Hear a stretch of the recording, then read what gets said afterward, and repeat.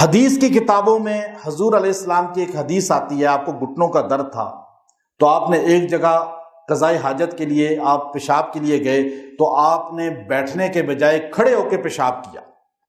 حدیث کی کتابوں میں حدیث موجود ہے، لیکن یہ سنت، اہل سنت والجماعت اس کو کہا جاتا ہے جو 4 اماموں میں سے کسی ایک امام کو مانتا ہو۔ جو ان 4 میں سے کسی ایک کو بھی نہ مانے وہ اہل سنت نہیں ہے۔ پھر آخری بات، ہم اہل حدیث نہیں ہیں، اہل سنت ہیں، یہ بات تو آپ کو پتہ ہے نا، لیکن ہم اہل حدیث کیوں نہیں ہیں؟ کیا آپ حدیث کو نہیں مانتے؟ تو پھر اہل حدیث ہوئے نا، لیکن ہم اہل حدیث نہیں کہتے اپنے آپ کو۔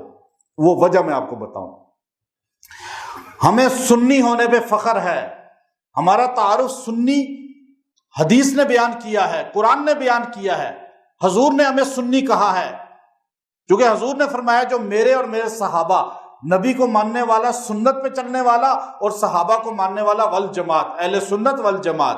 اب ہم اہل سنت والجماعت کیوں کہتے ہیں، اہل حدیث والجماعت کیوں نہیں کہتے؟ ہم اس لیے نہیں کہتے، حدیث کی کتابیں 6 مشہور ہیں، سیاہ 6، وہ 6 مشہور ہیں نا جو آپ دیکھتے ہیں، خالی وہ تو نہیں ہے، اس کے علاوہ بھی حدیث کی بہت سی کتابیں ہیں۔ امام بخاری کی بخاری شریف کی طرح کی بڑی افضل کتابیں ہیں، موطا کو افریقہ والے بخاری سے بھی افضل مانتے ہیں۔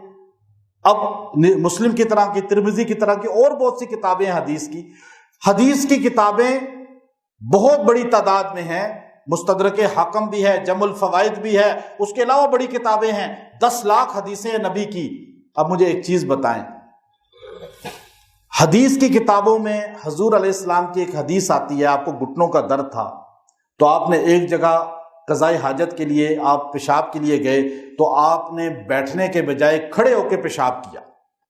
حدیث کی کتابوں میں حدیث موجود ہے، لیکن یہ سنت کسی امام نے کہا نہیں کہ سنت ہے، کیونکہ صحابہ نے یہ طریقہ نہیں اختیار کیا۔ کیوں؟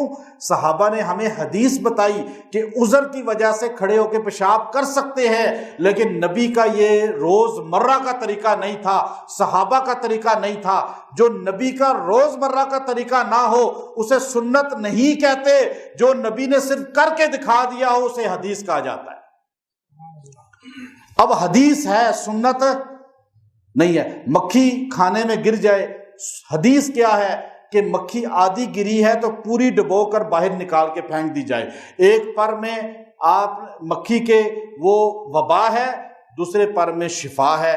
اب وہ وبا شفا والا کون سا ہے ہمیں نہیں پتا، حدیث آ گئی کہ مکھی کو ڈبو کر باہر پھینک دو، لیکن یہ حدیث ہے، سنت نہیں ہے کہ آپ حدیث پہ عمل کرنے کے لیے مکھی پکڑیں، کھانے میں ڈالیں، ڈبوئیں اور باہر نکالیں کہ حدیث موجود ہے، میں حدیث پہ عمل کر رہا ہوں، میں اہل حدیث ہوں۔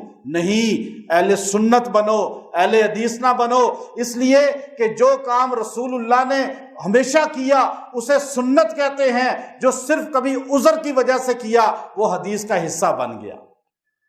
ہم اس لیے اہل سنت اپنے آپ کو کہتے ہیں کہ یہ اعمال رسول اللہ نے، صحابہ نے ہمیں کر کے دکھائے اور متواتر کیے، پھر آپ کی زندگی سے ثابت ہیں۔ اس لیے یاد رکھیں کہ اللہ رب العزت نے ہمیں بڑی عظمت والی جماعت صحابہ سے جوڑا ہے، اہل سنت والجماعت بنایا ہے۔ ہم قرآن پہ ہم یقین رکھتے ہیں، ہم حدیث پہ یقین رکھتے ہیں، ہم یوم آخرت پہ یقین رکھتے ہیں، اللہ رسول پہ یقین رکھتے ہیں، صحابہ پہ یقین رکھتے ہیں، اور ہم صحابہ کی مان کر چلتے ہیں۔ اس لیے اللہ رب العزت نے اس کی تعریف بھی فرمائی، اور حضور علیہ الصلوۃ والسلام نے اس کو نجات والا فرقہ کہا، نجات والی جماعت کہا۔ اور جو اہل سنت والجماعت میں جڑے گا اللہ تعالیٰ اس کو نجات دے گا۔